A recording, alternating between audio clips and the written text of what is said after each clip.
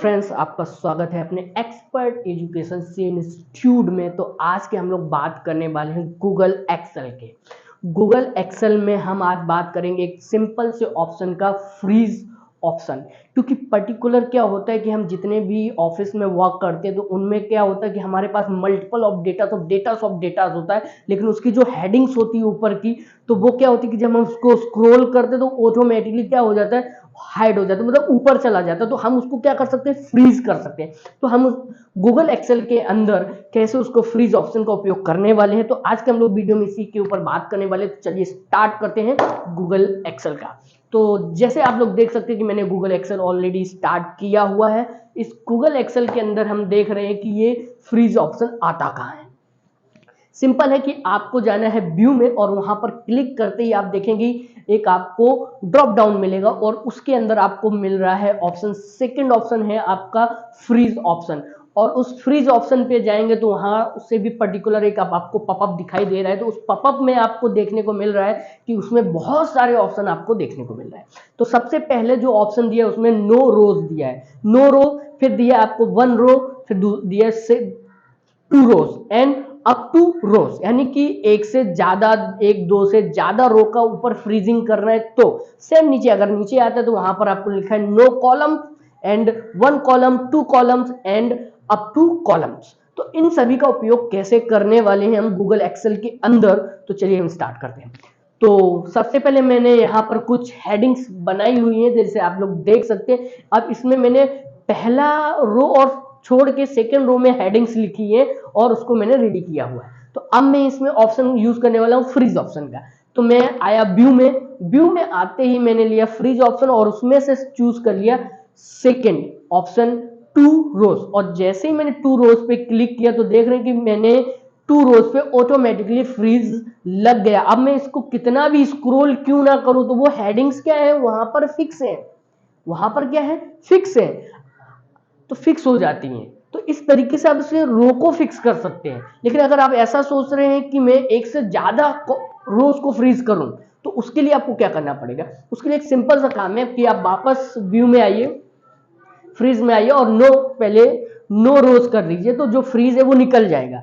जब फ्रीज निकल जाएगा, अब हमें क्या करना है, अगर आपको सपोज 6, 7, 8 रो के बाद फ्रीज लगाना, तो आप सिंपल एक काम कीजिए, काउंट कर लीजिए। तो मैंने रो नंबर 6 लिया और उसके 6 के बाद मैंने कर्सर रख दिया, मतलब सेल सेलेक्ट कर दिया और उसके बाद मैं गया व्यू में और फ्रीज पे गया और वहां से ले लिया अप टू रोज। जैसे ही मैंने क्लिक किया तो एक से ज्यादा जो रोज थे उसके ऊपर क्या हो गया, फ्रीज लग गया, राइट। अगर आपको वो नहीं लगाना तो आप सिंपल फिर से नो रोज करके उसको हटा सकते हैं। वो मैं सिर्फ आपको डेमो दे रहा हूं।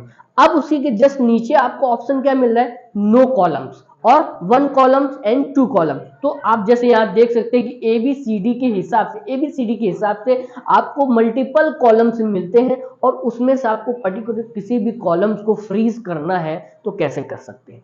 तो सिंपल से मैं सपोज मानो कि बी सेक्शन को मैंने सेलेक्ट किया और वहां पे गया व्यू में और व्यू में गया फ्रीज और मैंने ले लिया सेकंड ऑप्शन, यानी कि टू कॉलम्स पे मैंने क्लिक किया तो मेरा टू कॉलम्स को छोड़ के फ्रीज लग गया। अब मैं उसको साइड से भी कितना भी कॉलम्स को क्यों ना बढ़ाता रहूं, लेकिन वो दो कॉलम्स क्या है ना, ऑटोमेटिकली हमेशा ऊपर ही रहेंगे।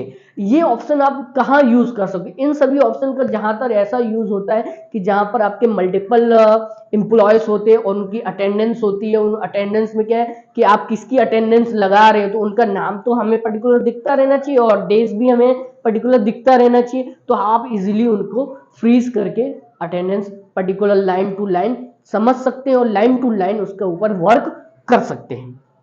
अब सेम सिचुएशन वही आ गई कि आपको एक से ज्यादा कॉलम्स के ऊपर अगर आपको फ्रीज करना है तो आप सिंपल उसके ऊपर पहले जाइए व्यू में और व्यू में आप फ्रीज क्लिक कीजिए और नो कॉलम्स पे क्लिक करने के बाद अब मैं आता हूं अपने सीधे कॉलम नंबर जी पे। कॉलम नंबर जी पे जैसे ही मैंने क्लिक किया और क्लिक करने के बाद गया मैं व्यू और व्यू में लिया फ्रीज ऑप्शन, फ्रीज में ले लिया अप टू कॉलम ए। जैसे ही मैंने उस पर क्लिक किया तो वो जी नंबर कॉलम से क्या हो गया, फ्रीज हो गया है। एकदम बड़ी आसानी से आप इन सभी ऑप्शंस का यूज कर सकते हो।